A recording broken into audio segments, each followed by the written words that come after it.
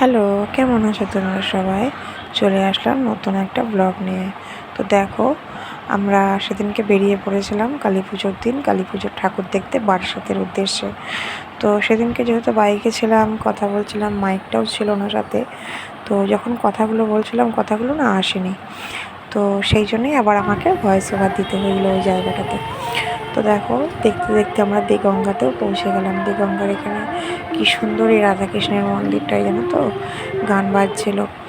তো রাস্তার সাথে মোটামুটি ফাঁকাই ছিল, যেহেতু বাস বন্ধ করে দিয়েছিল আমাদের এই রুটটার।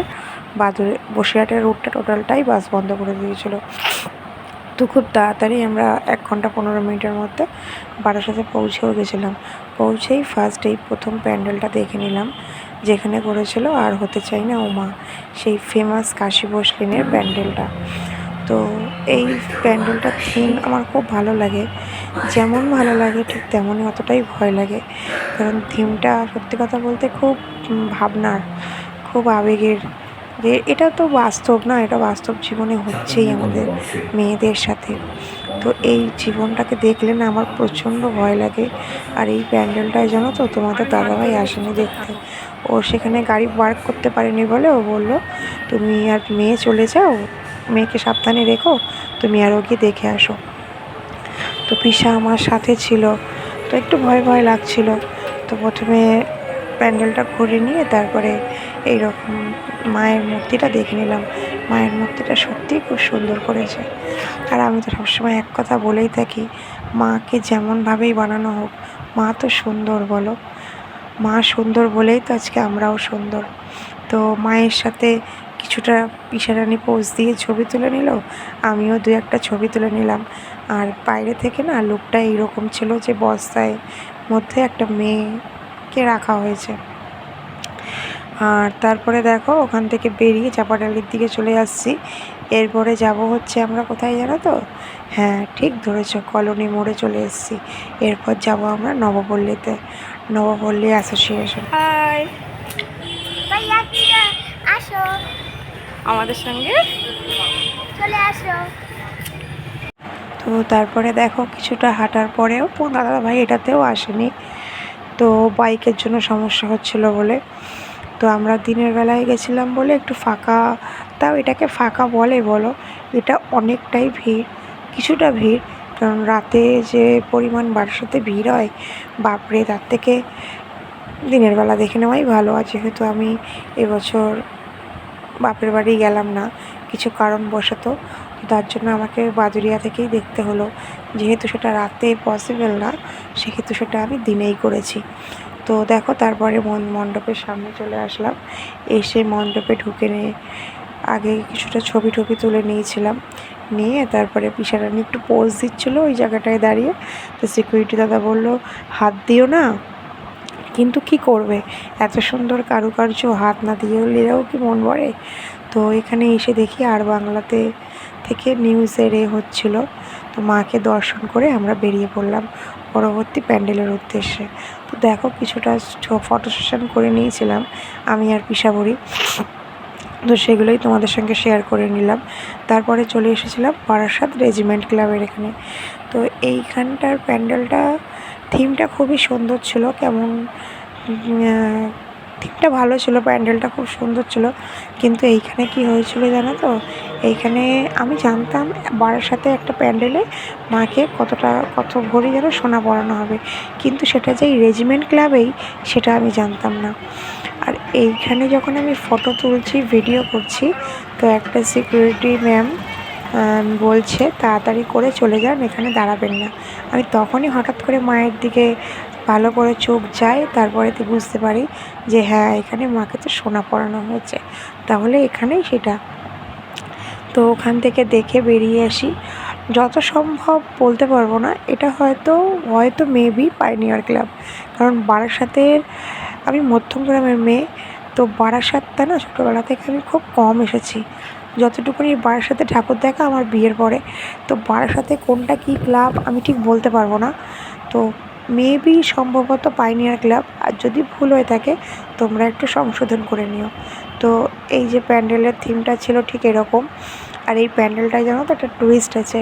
এই প্যান্ডেলটা আমরা ওপেনিং গেট দিয়ে ঢুকিনি, আমরা এইটাও সেই আগের বার দুর্গা পুজোর মতো এক্সিট গেট দিয়েই ঢুকেছি।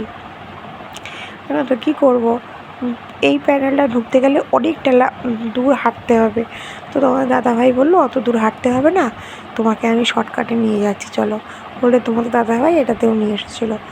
দিয়ে তারপরে এই মাকে দর্শন করে চলে আসলাম আমরা দ্বারকা দেখতে, যেটা এবছর বারাসাতের সব থেকে ফেমাস পুজো দ্বারকা দেখতে। তো জানোই তো কপিরাইটের জন্য মিউজিক দিতে পারি না, তাও একটু দেওয়ার চেষ্টা করলাম।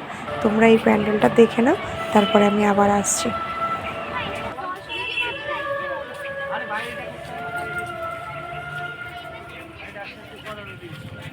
তো এত সুন্দর বাঁশির সুর কি অগ্রাহ্য করা যায় বলো। সত্যি সেদিনকে এই প্যান্ডেলটা দেখে মনে হচ্ছিল আমরা সত্যি সত্যিই যেন শ্রীকৃষ্ণের দ্বারকায় চলে গেছি। তো সেখানে গিয়ে আগে একটুখানি ফটো সেশন করে নিলাম, আমি একটা সিঙ্গেল ফটো তুললাম, তোমাদের দাদাভাইকে নিয়ে একটা ফটো তুললাম, দিয়ে তারপর পিসারানিকে এইখানে দেখো মুখটা এত কিউট এসছে ওর ছবিটাতে কি বলবো।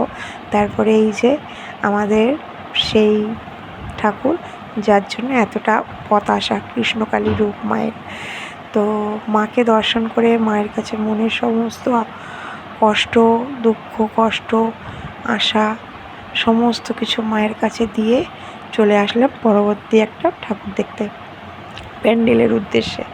তো পুজোর সময় না এই রাস্তাঘাটগুলো এত সুন্দর করে সাজানো থাকে, সত্যিই না দেখতে ভালো লাগে। সারা বছর তো অপেক্ষা করে থাকা বলো এই কয়েকটা দিনের জন্য। তো ওখান থেকে বেরিয়ে আসলাম এই পরবর্তী প্যান্ডেলের জন্য। এইখানেও মাকে খুব সুন্দর করে সাজানো হয়েছিল। এইখানে মা ছিল নটরাজ রূপে, নটরাজ যেরকমভাবে থাকে তো সেই রকম রূপেই মা এখানে ছিল।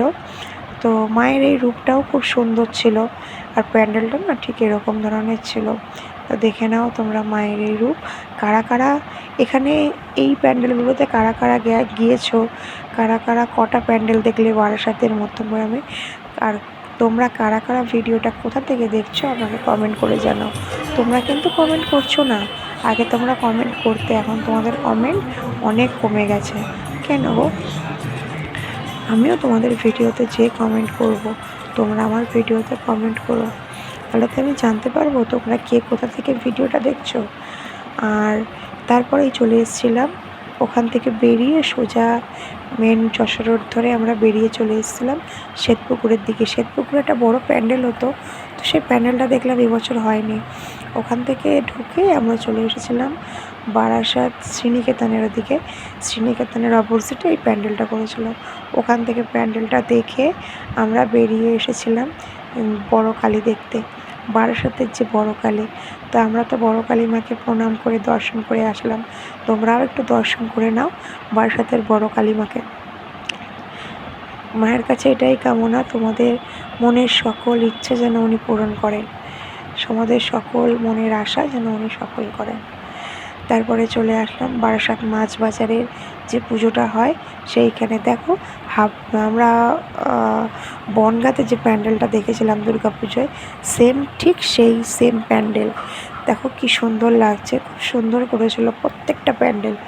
তো তোমাদের দাদাভাই এসেছিলো এটাতে, তোমার দাদাভাই বললো আমার আর ভালো লাগছে না ছবি টবি তুলতে, তোমরাই তোলো, তোমরাই দেখো। তোমাদের দাদাভাই মেন এসেছিলো দ্বারকাটা দেখতে, ওর ওই প্যান্ডেলটা সব থেকে বেশি ভালো লেগেছে। জানো তো যে আমি যত প্যান্ডেলই দেখছি না কেন, যত ঠাকুরই দেখছি না কেন, ওই ভগবানের কৃষ্ণকালী রূপ মায়ের এইটা যেন আমার মন থেকে যাচ্ছে না, আমার চোখ সরাতে পারছি না এত ঠাকুরের মধ্যে। আমি বললাম ঠিক আছে, সবার তো সব কিছু ভালো লাগে না।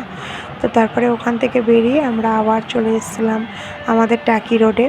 তো তখন যাওয়ার সময় দুটো প্যান্ডেল আমরা স্কিপ করে গেছিলাম, আমরা প্যান্ডেল দুটো দেখিনি, ভেবেছিলাম ফেরার সময় দেখব। তো সেই প্যান্ডেলটাতেই প্রথম প্যান্ডেলটাতে ঢুকেছিলাম। তো প্যান্ডেলটার থিমটা কিছু এরকম ধরনের ছিল, হাতে আঁকা পটচিত্র টাইপের, তো খুব সুন্দর করেছিল। তো প্রত্যেকটা বারাসাতে যে কটা পুজোতে আমরা গেছি প্রত্যেকটা প্যান্ডেলই ভালো করেছিল। আর এই যে পিসাবুড়ি একটু পোজ দিয়ে নিল। তো এখানে মাকে লাল সাদা শাড়িতে খুব সুন্দর লাগছে দেখো।